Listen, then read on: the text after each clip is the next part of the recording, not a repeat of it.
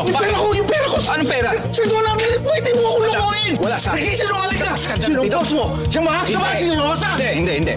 Mga taong sumiras sa pangalan natin. Lahat yun magbabayad. Lalong-lalo na yung pumatay sa pau-pau mo. Diba, sabi natin magdadamayan tayo? Ikaw pa ba ang di ko dadamayan ngayon?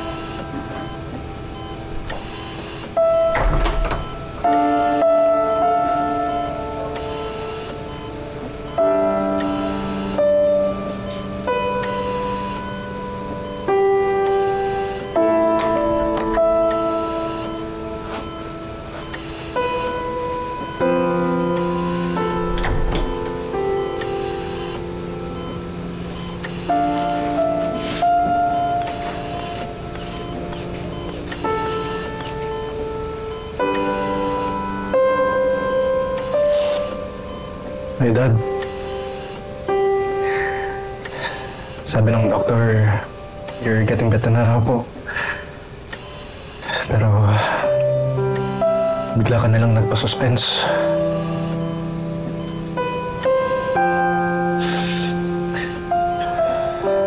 Dad,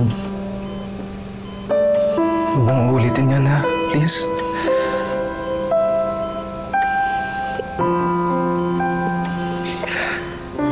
Kapit ka lang. Ha? Huwag niyo akong iwan dito. Please, kapit lang. Hindi ko kaya kapag nawala kayo.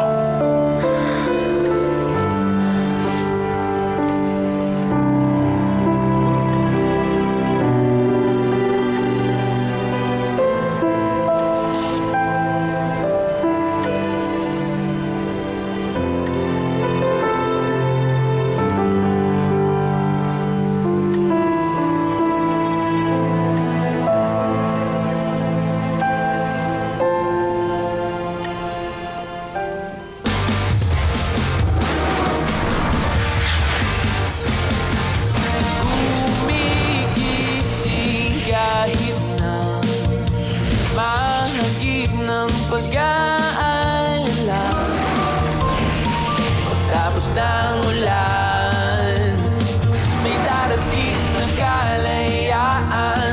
Iyong bagong masdan, baghari ay daraan. Tuloy lang sa pagtakbo. Narito ako, sumasabay sa'yo. Itaas ang iyong noo. Sundan mo lamang ang iyong puso, papadyak hanggang sa dulo. Papadyak hanggang sa dulo. Kayo na lang po ang kasama ko simula nung wala si Mama. Kaya please, Dad. Kapit lang, ha? Don't leave me. Don't leave me.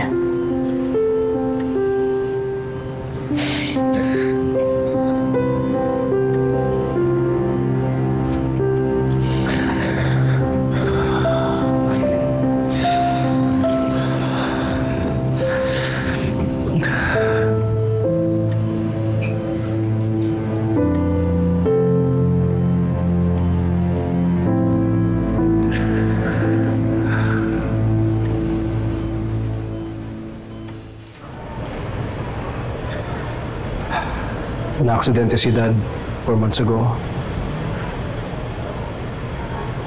Inatake siya ng aneurysm niya. himala na nakasurvive pa siya after that incident. Mula noon, nakakoma na siya. Sir!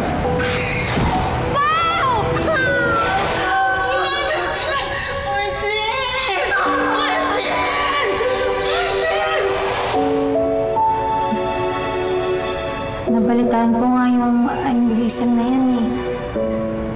Tapos sabi doon, di ba, na bigla-bigla na lang yun. Na kapag kinatake ka, wala kang kalaban-laban. Kaya takot na takot ako, Princess.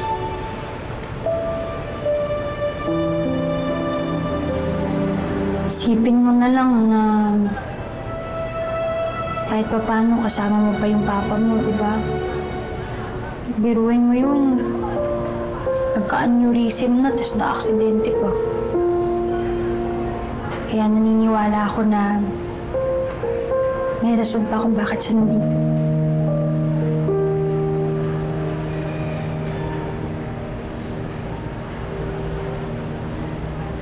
Ano pala yung mga gastusin mo dito sa ospital? Di ba yung mga ICU, mahal din kada araw? Oo. Tinutulungan ako ng office. Pero it's not that easy. Sobrang laki ng utang ko sa company. Pero kinakaya naman, di ba?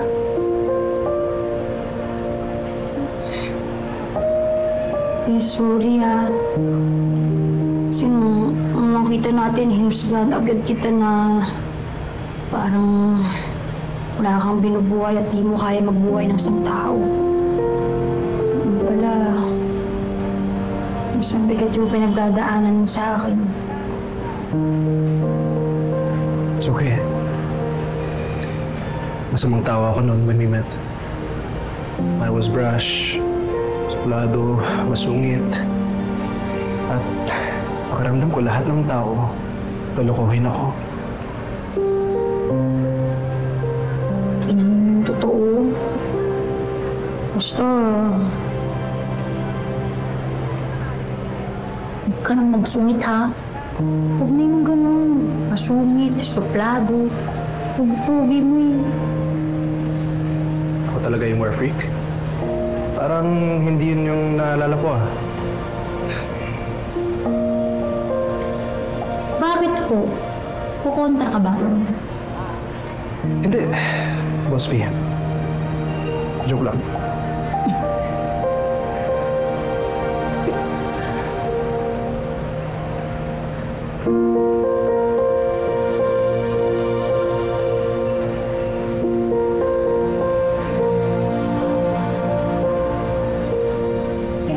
Saktong-sakto na to para sa mga ina-expect natin bisita, oh. Di ba? Yung sa mga dadating sa culmination ng iyong trash to cash program, pare. Congrats, ang galing mo. Thank you. Pero alam mo, dahil talaga yun kay Laika at saka kay Miko kasi sila talaga dalawa yung nagtsaga doon. Kaya sana magustuhan ni Principal. Naku, sure naman ako magugustuhan yung principal. Bakit naman hindi? Eh, ang dami-dami nyo kayang nakolekta o di makakabili na sila ng gagamitin ng mga bata. Tama, tama. Hoy, kamusta pala yung paghahanap mo ng trabaho? Bigo. Eh, kasi syempre, ex-con ako. Kahit naman pare nakagraduate ako, wala naman gustong magtiwala sa akin kasi nga galing ako sa correctional, di ba? Ay, nako. Hayaan mo ng mga judgmental dyan. Alam mo, sa laki ng Manila at saka sa dami ng mga kumpanya rito, merong hindi lang isa, marami na walang pakialam sa nakaraan mo. Ay, gusto mo hanapang kita ng trabaho doon sa barangay? Pare, wag na, okay lang ako. Pero sana nga talaga makahanap ka mo. Salamat. Pero kamusta naman kayo ng mga bata? Kamusta yung adjustment niyo? Nay, walang kaparis, walang katulad yung saya na nararamdaman ko na magkakatabi na kaming matulog. Ibang klase talaga yung pakiramdam. Kaso, si Jingjing hindi ko naman siyempre masisi yung bata. Di ba wala namang kamangmang yun na nakulong ako. Alam mo na, ganun talaga yun dahil nagdadalaga yan si Jingjing. Alam mo, ganun din ang naging problema ko kay Nico nung lumalaki siya. Siyempre, nagrebelde. O, tapos, ayan, umaga ko umuwi. Gawa nang nababarkada kasi. Naku, Mari, mahirap talaga magpalaki ng anak. Lalo na babae. Alam mo kami ni Laika, itong nakaraan lang nagkasundo. Dati lagi kami nag-aaway. Kaya yung nararamdaman mo ngayon, lilipas din yan. Alam niyo, kung hindi nangyari yung scam, hindi sana nasira yung buhay namin. Ang daming kinuha sa amin nung mga pangyayari nun. Kung di ako nakulong, hindi naman ako napalayo sa mga anak ko.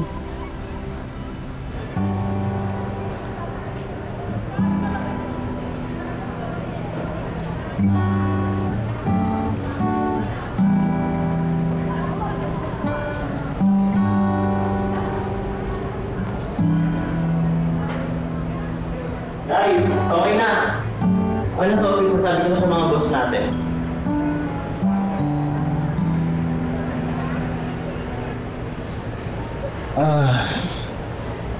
Sorry nga pala, tinabala ka pa ni Paul.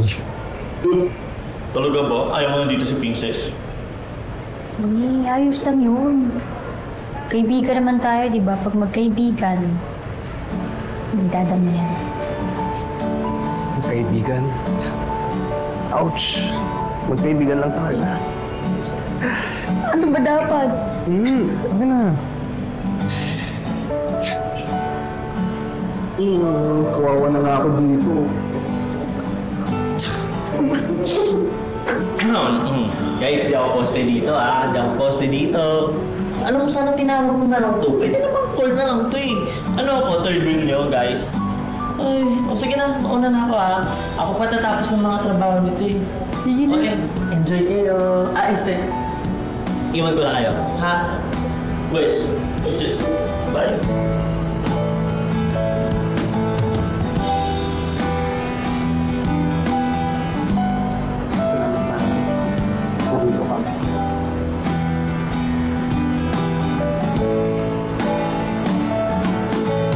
Pabayaan mo na yun. Huwag mo na masyadong isipin yung nakaraan kasi kung lagi mo yung iisipin, hindi ka makamove forward. Pare, ang hirap naman kasi. Alam mo, tama si Ernie. Hindi mo na maibabalik ang nakaraan. Hindi mo na mababawi yung mga nagdaan na mga oras, panahon. Pero alam mo, may pagkakataon ka pa. Bakit hindi mo nang enjoyin yung panahon ng magkasama kayong mga bata ngayon? Sa bagay na tama ka. Tama kayo ni pare. Nandito na ako, di ba? Gagamitin ko na lang itong panahon na to para makabawi ako sa lahat. At gagawin ko lahat ng kaya ko para mabalik yung buhay namin. Dapat ganun, di ba? Dapat lang. Para makabawi naman ako, lalo na sa panganay ko si Princess. Naawa ko sa kanya kasi ang dami niyang sinakripisyo para sa akin, para sa mga kapatid niya. Ito na yung time na para ako naman ang gumawa ng paraan makabawi sa kanya. Di ba? Wagi. Yung siomay natin parang torta, no? Dikit-dikit na. Ang buko na sila. Pare talaga. Uy, anak! Ba't ang hanggang umuwi? May naiwan lang po ako. Ay, ano yun? Ako na nakukuha. Huwag na po. Kaya ko na po. Ako na.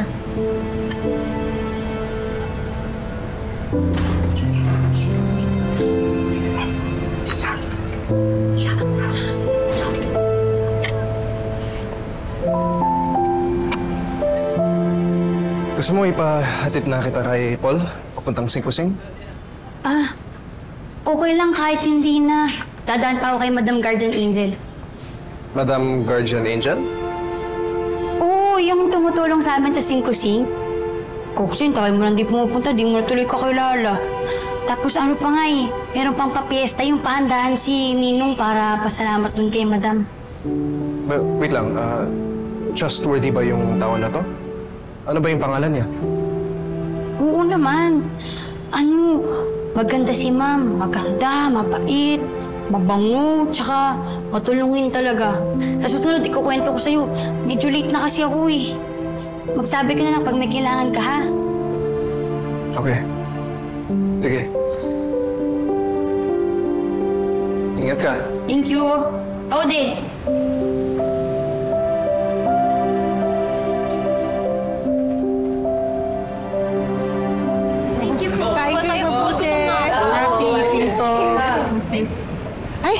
Laika, food galing sa barangay?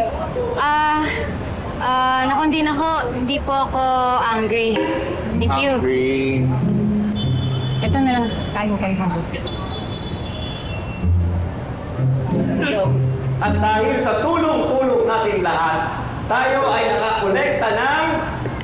Ayan, eto ho, nakakolekta ho tayo ng 25,344 pesos!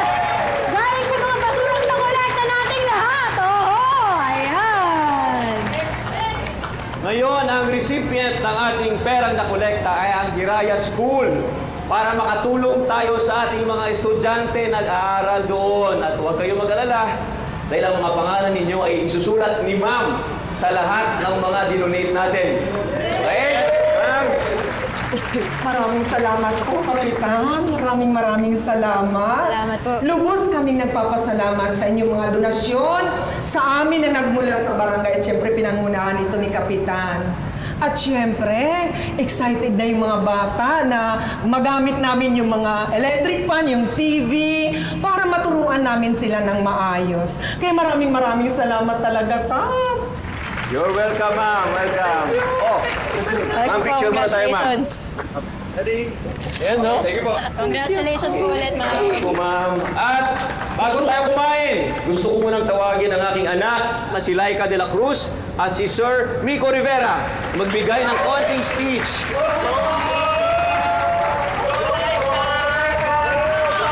Thank you. Thank you, Dad. Ano na?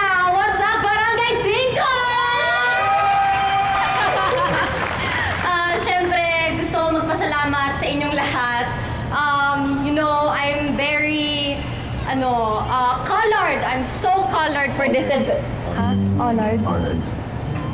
Sorry. I'm so honored for this event. Thank you. Opo, pareho po kaming honored ni Laika sa recognition po ninyo. Gusto lang po namin ipaalala na hindi po namin ito magagawa. Dahil, kundi hindi po tayo nagtulong-tulong dito para sa project na ito. Yes, Miko, that's very true. Hindi rin po kami makakapag-kolekta ng ganitong kalaking amount ng pera kung hindi dahil sa inyo. Kung hindi kayo nagpawis, nag-effort at nangarap para sa mga bata ng Singkusing. Ayun, syempre, gusto ko magpasalamat sa iyo, Miko, for this event. Maraming salamat sa iyo. Ako rin gusto kong magsalamatan kay Laika. Dahil hindi ko siya tumigil mangolekta ng basura para sa project na ito. At kahit minsan hindi ko siya natutulungan, pero nagpatuloy ka. Kaya Laika, maraming salamat.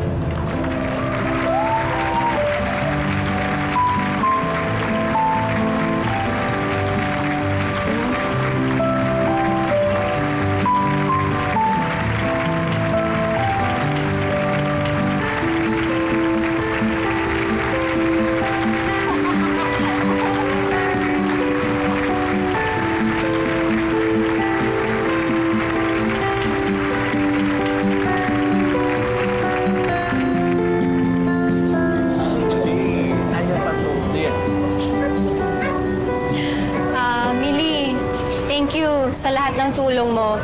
Sa wakas, natapos na rin tong event na to. Thank you rin, Laika. Fairness sa'yo. Galing mo palang mag-organize eh. I know, right? Akalain mo yun, magaling pala ako sa events.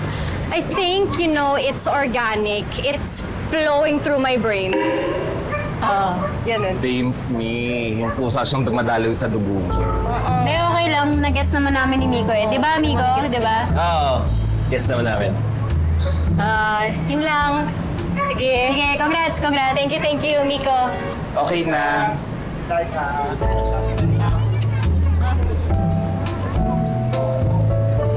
Oy. Oh, Ikaw, kanina kitang-kita ako dun eh. Kitang-kita ko, parang naging close na ngayon ni Laika. Tapos yung closeness niyo, may paganyan-ganyan ka pa. Parang parang may pupuntahan eh. Yan ka na naman. Bibigyan mo kulay mga bagay-bagay. Pansin ko lang, Ay, mahal ka eh. Ba't di mo tinatanggi? May pupuntahan, hindi naman siguro masama. Ha? Ano? Eh, paano si Bes? So, ano yun? Wala na yun? Sa ibang direksyon ka na talaga titingin? Baka. Ewan ko. Basta ang alam ko lang, baka dapat doon nga tayo sa tao na na-appreciate tayo. Na gusto tayo. Hindi BFF lang. Naman nun, Bes. Sabi ko na nga, ba eh. Hindi lang jowa yun nagiging mag-ex eh. Pati pala best friend nagiging mag-ex. So, ano nga, Mix? Wala na nga talaga yun.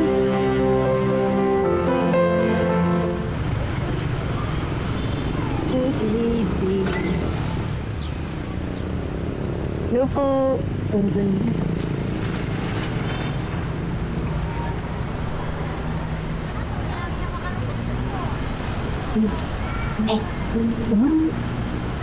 Kuya, alam po nila sa loob.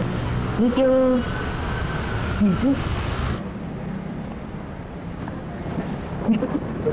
Hello po.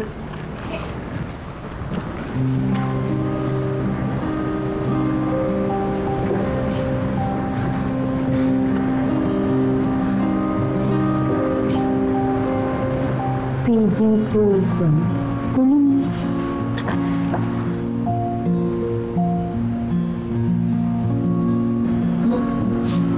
Grabe naman yun. Dami talaga natutulungan ni Madam mo. Guardian angel talaga ng mga tao eh. Galing. Salamat. Pero konti pa lang yan, marami pa akong gustong tulungan. Madam, sorry, hindi ko po alam dyan na po pala kayo. It's okay. Masaya ako na maganda ang tingin ng mga katulad mo naghihik ako sa katulad ko. Salamat dahil na-appreciate mo ako. Ay, opo naman, Madam. Dami niyo pong natulong sa amin eh. Alam niyo po ba yung mga taga-sing-kusing pag nababanggit po kayo? Naku, Madam, tuwang-tuwa. Oh, let's go to my office. Halika. Sige po. Nag-commute ka lang ba? Opo, ma'am. Marami pa akong gagawin sa mga kabarangay mo. Ma'am, matanong ko lang po bakit po gusto niyong tulungan yung barangay namin? Honestly, dahil sa'yo. Yung one good deed na ginawa mo sa akin, ito ang butterfly effect. Kasi nakita ko how this community shaped you. Kaya gusto kong protektahan ng mabuting taong katulad mo sa sing-kusing. Kaya gusto kong tulungan ng barangay mo. Grabe naman po yan, Madam. Nakakakilabot naman po kayo. Apakabait po ninyo. Dami niyo po natulungan, Ma'am. Pwede mo ba akong tulungan to help the destitutes? Tulungan sila? Ako, Ma'am? Paano naman po ako makakatulong? Simple lang. Sasabihin mo lang sa akin kung ano mga problema nila. Kasi mas gusto ko, mas personalized yung tulong na mabibigay ko sa kanila. Ay, Madam, wala pong problema. Tama po kayo nang nilapitan kasi kilala ko po yung mga taga-singko. Kaya nga I know this is the right choice. Ang gusto ko, together, tayong dalawa, ang iisip ng paraan para gumaan ang buhay nila. Maasahan ba kitang tulungan ako para tulungan sila? Partners? Yes na yes po, Ma'am! Basta para sa sing-kusing. Tissue muna.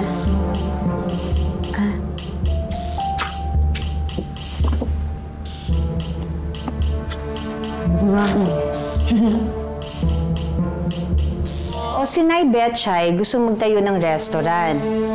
Si Nay Inday magtatayo rin ng resto? Ay, opo, Madam. Ano lang po, sa atin na, pero medyo matindi po yung inggitan ng dalawa. Kung ano po yung meron yung isa, gusto nung isa, meron din siya. Ikaw, anong gusto mo? Ako, Madam. Naku, hindi na po. Ang haba po ng listahan ko. Huwag ka na mahiya, princess. Unfair naman yun na tinutulungan ko sila tapos ikaw kawawa dyan sa isang tabi. Ma'am, medyo padoy man po pakinggan pero pag masaya po sila, masaya na rin ako. Princess, alam kong malayo man ang itsura natin sa isa't isa, pero you can treat me like your mom. Kung anong gusto mo, ibibigay ko.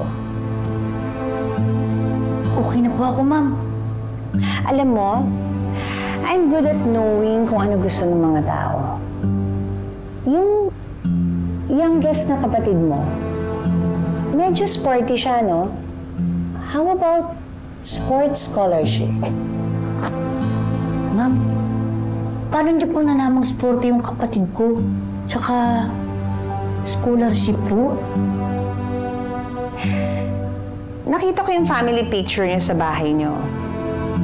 Yung isang kapatid mo, kailangan niya ng bagong wheelchair, ng operation. Alam mo, nakakilabot na po kayo, pati po yun alam ninyo. See? Sabi ko sa'yo talent ko yan. Alam ko na ang gusto ng tao kahit hindi pa nila alam ang gusto nila. Madali lang ang sports scholarship para makapag-aral sa abroad at madali lang din ang operasyon. Ay, wala ko kasi talaga akong pera. Hindi ko po yun kaya, ma'am. Hindi po makakabayad talaga. Sino may sabing kailangan mo magbayad? Libre po. Ay, madam naman, kahit po kailangan ko yun, parang hindi ko naman po kaya na tumanggap ng ganyang kalaking halaga po na libre. What if kung services mo ang ipangbabayad mo sa akin? Huh?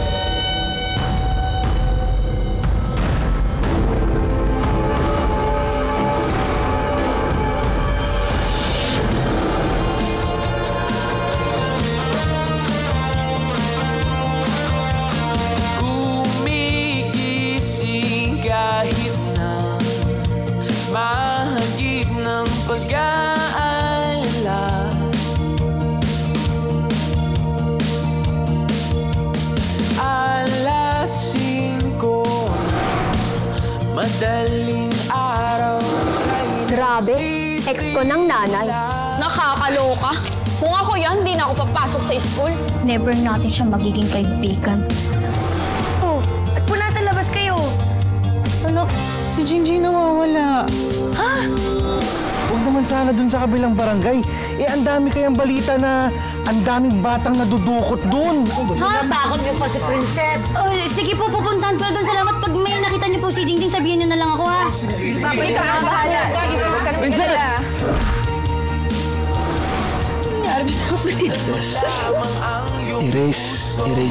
Erase. Walang masamang mangyayari. Papadyak hanggang sa dulo.